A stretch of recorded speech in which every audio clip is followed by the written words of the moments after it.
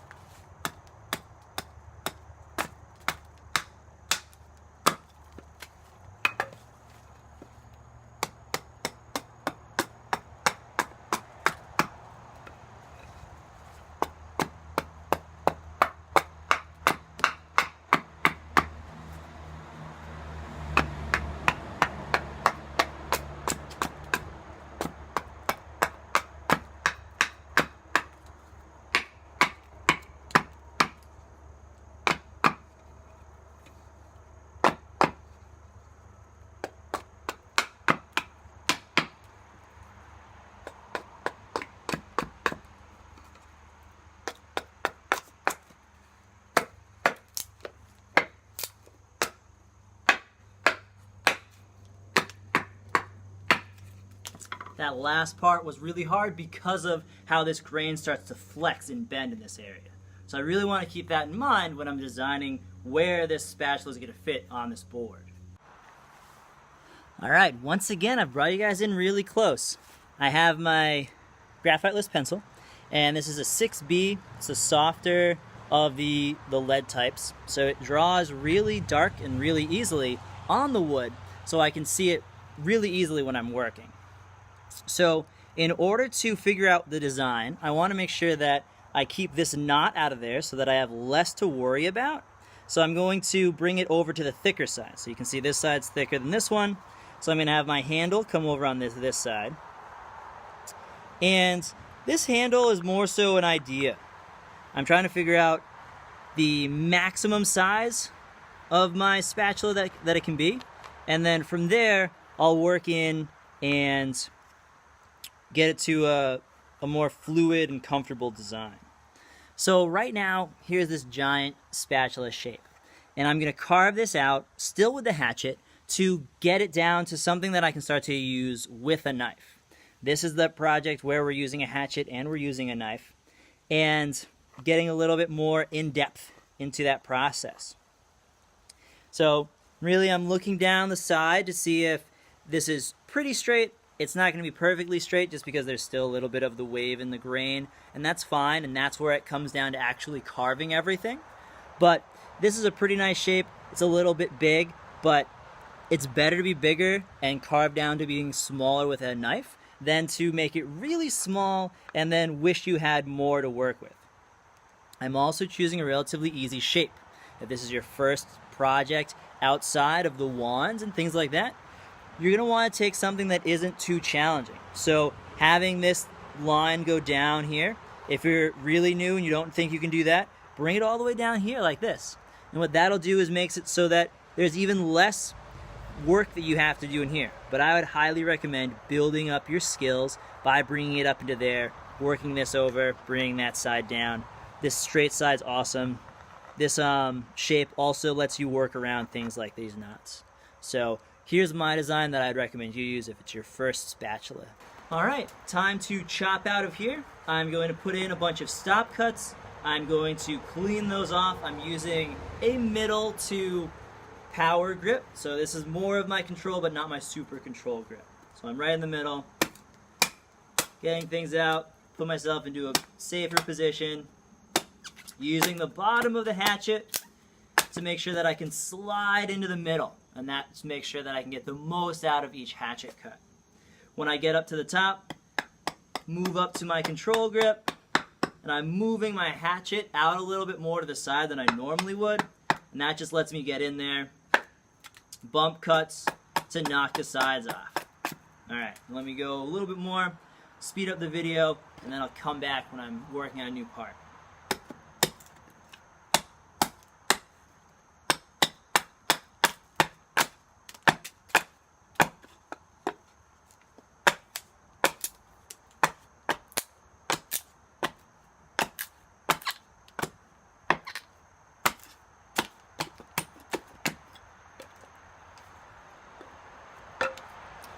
So now I'm going to be working on the neck. If I only have an axe, I'm going to be chopping in, using it like I would just if I was using a hatchet to cut down a tree or an axe to cut down a tree. Come in with those V's, and that'll start to open up an area. However, let me also show you a much easier way if I were to have a saw handy. Here's my saw, and what I'm going to do is I'm going to cut in a safety cut. I get to the lowest part of where the handle's gonna be. I personally brace my back knuckles against the saw and I pull towards me. This makes it so that the saw isn't going to accidentally jump. I have a really loose grip on my saw until I get really far in, then I move my hand back, give myself a little bit more power, but if you push too hard, then you're gonna be getting caught on the wood and it becomes really choppy. If I go too far, I've already cut into the handle, and that's gonna ruin that section of the handle. Maybe if you made your design a little bit too small, then you're gonna have to really work at keeping that set. So now what I do is, because I have this safety cut in here, I can chop down from the top, but as I'm chopping down, start to pull out. See how that all came out? Once it's getting really close, and this comes down to where your personal preference is, then I'll stop. So me, I'm gonna try to get it a little bit more. Now I just need to chop this section off, and I can be pretty much done with the hatchet work on this side.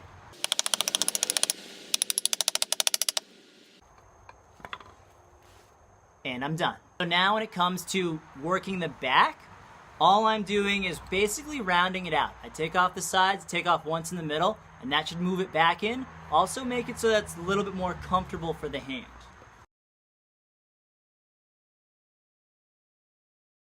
Back of it's done for hatchet work. Now to round the top out so that it can start to be carved there. Then to round the back side where the handle's gonna be out.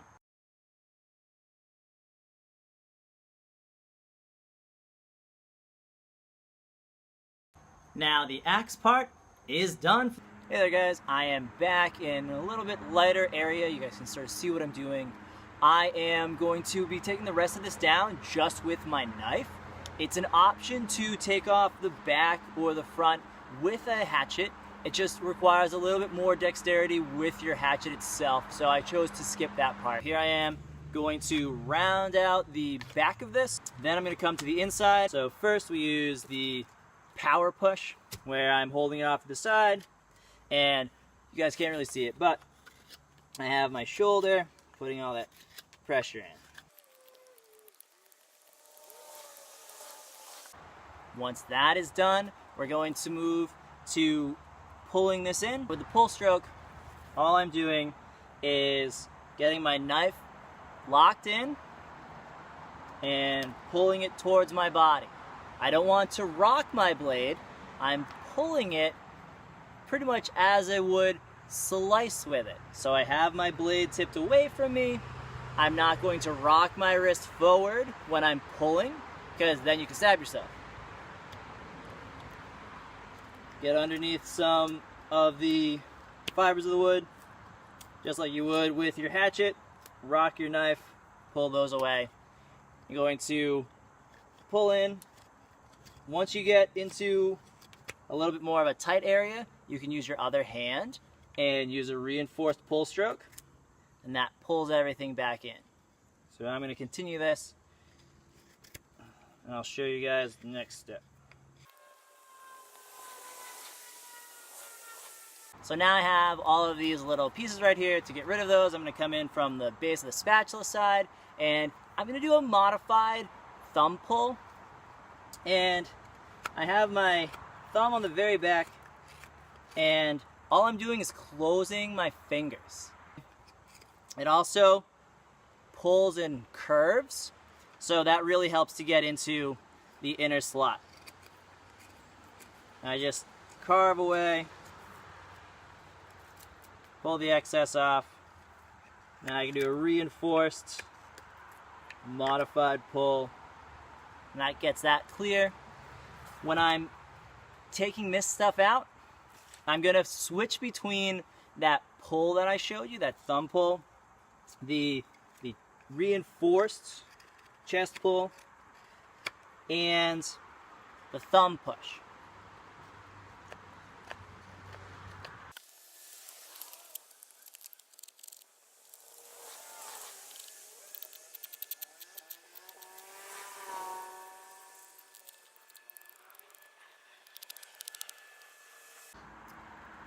So now I'm coming up to the edge and around the corner.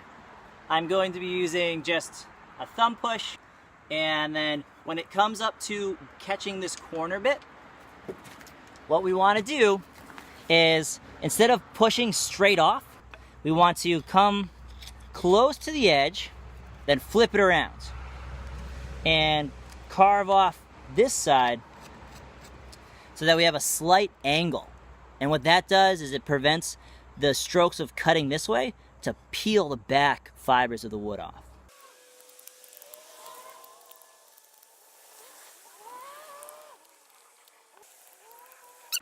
So now all the bits and pieces have been carved off the side, and I really want to focus on these bigger planes. When it comes to carving off big sections like this, it can be really challenging. Your knife is just about as big as this, and you're basically going to have the base of your spatula be pretty thick, and then it's going to thin out as it gets towards the top. Also, while this process is going on, I'm probably going to thin it out just a little bit. It feels a little bit thick to me, so I want to make sure that as I'm working it, it's comfortable, easy to work, and easy to use.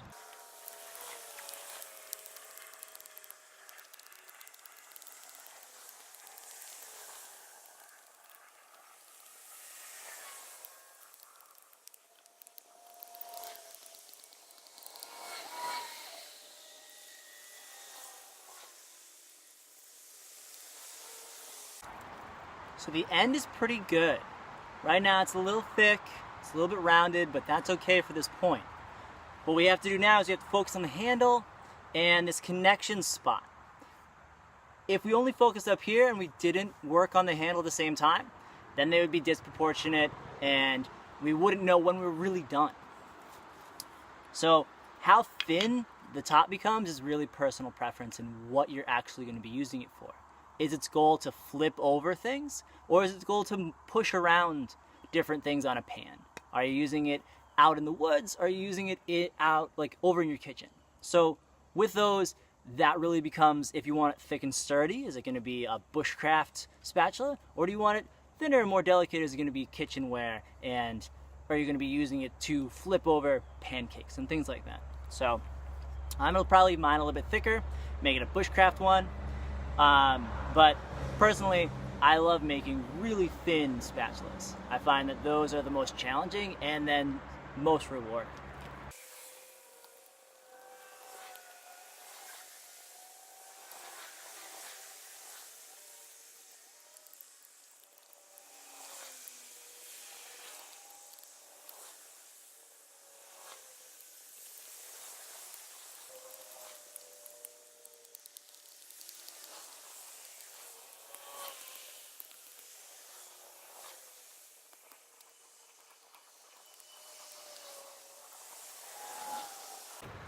Alright, so now all the edges are pretty much in place. I'll adjust them a little bit as I go. My next step is to start to work on the finishing cuts. What that involves is making it so that these sharp 90-degree edges become comfortable to use and make it each their own individual plane. You could take off a thin strip of the edge and make it so that it looks like it's 90 degrees, but when you hold it in your hand, it's more comfortable.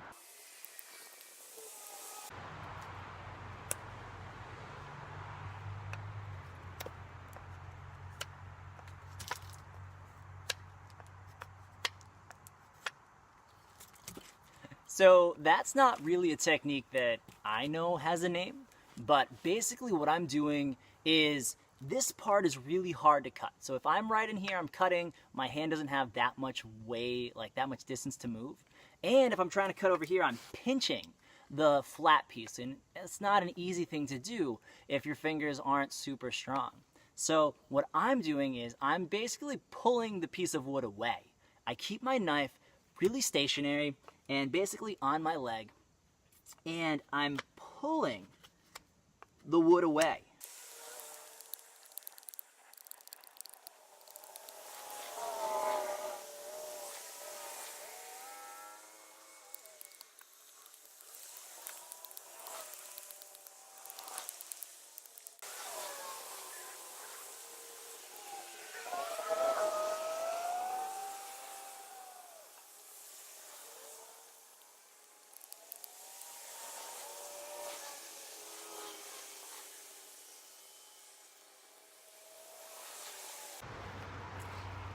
Okay, so now it's basically done.